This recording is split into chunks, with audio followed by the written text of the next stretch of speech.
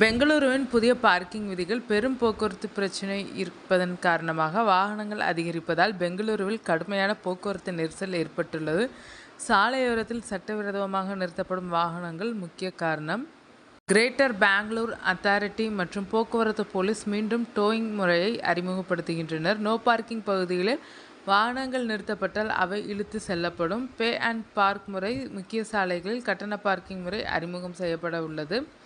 சட்டவிரோத பார்க்கிங்கை குறைத்து போக்குவரத்தை சீர்படுத்தும் நோக்கம். சட்டவிரோத பார்க்கிங் காரணமாக போக்குவரத்து சீராக செல்ல முடியாமல் மக்கள் அவதிப்படுகின்றனர். போலீசுக்கு வாகனங்கள் பழுதாக நிற்பது மற்றும் தவறான இடங்களில் நிறுத்தப்படுவது பெரிய சவாலாக உள்ளது.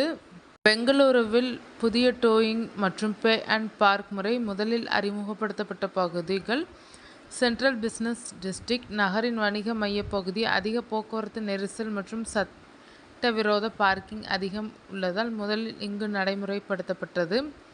22 முக்கிய சாலைகள், 75 சந்திப்புகள், அதிக வாகன நெரிசல் உள்ள சாலைகள் மற்றும் சந்திப்புகள். இங்கு டோயிங் வாகனங்கள் மற்றும் கட்டண பார்க்கிங் முறைகள் அறிமுகப்படுத்தப்பட்டுள்ளது. முக்கிய சாலைகள் MG road, brigade road, residency road, Richmond road, Cubbon park, விதன்சௌதா அருகிலுள்ள சந்திப்புகள்.